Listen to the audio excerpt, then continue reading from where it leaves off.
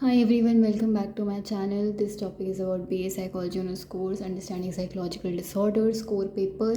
Eating disorders चल रहा था. Anorexia nervosa is like finished. मतलब I have covered it up.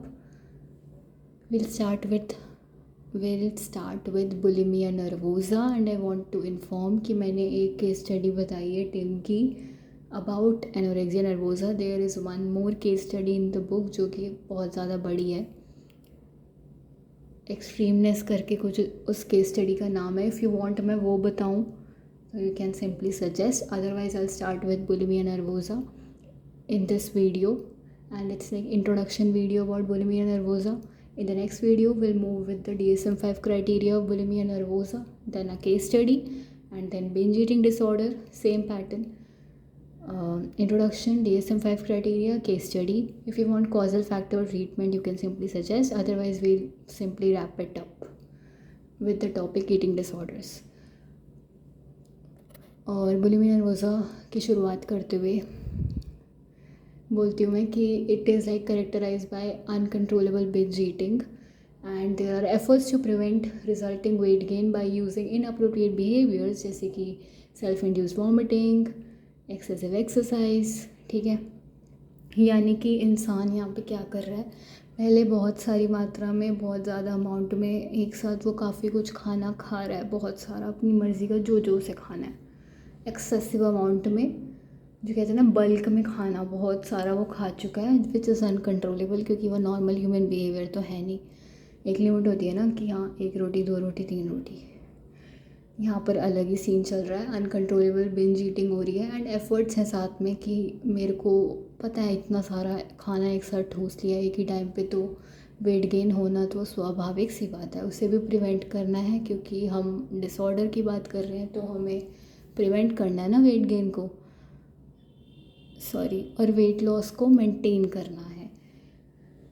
And तो प्रिवेंट कैसे कर रहे हैं, इनअप्रोप्रिएट बिहेवियर हो जाएगा, फिर बहुत सारा खा के हद से ज़्यादा एक्सरसाइज, मूव करना अपनी बॉडी को, या फिर ऐसी फिर उसके बाद चीज़ें और सब्सटेंसेस कंज्यूम करना, जिससे वो खाना जो खाया है ना सारा मज़े मज़े में, टेस्ट में एक साथ इतना सारा, वो बस कुछ ना कुछ करके बॉडी से बाहर निकल जाए, सेल्फ इंड्यूस वॉमिटिंग कर लेना.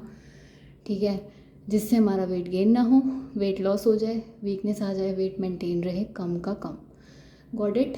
Bulimia nervosa recognized as a psychiatric syndrome recently, and British psychiatrist हैं GFM Russell करके 1997 में इन्होंने प्रपोज किया था इस टर्म को.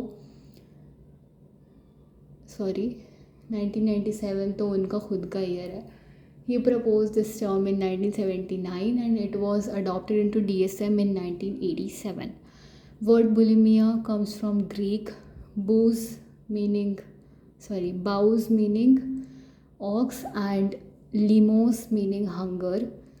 Ox वाला hunger we can say, और it is meant to denote a hunger जो कि इस proportion, इस हद तक, इस लिमिट तक है कि person could eat an ox as well, which is a male cow. Okay, यानी कि एक इंसान एक पूरे जानवर को भी खा सकता है, इस तरीके की उसकी भूख है यहाँ पर इस डिसऑर्डर में. डिसऑर्डर का अगर मैं बुलिमिया नर्वोसा लिटरली मीनिंग निकालूँ तो ये मतलब निकल के आ रहा है, right, from the Greek as well, sorry from the Greek only. And क्या कहते हैं, कुड ईट एन ऑक्स तो होगा ही होगा, क्योंकि अनकंट्रोलेबल बिंज ईटिंग हो रही है ना, बल्क में खा रहा है वो. ठीक है, तो अभी के लिए इतना ही. एंड ऐसा लग रहा है जैसे पहली बार मैंने बोर्ड पे कुछ बहुत सफाई से लिखा है, उसमें भी ब्लू वाला मार्कर धोखा दे गया है.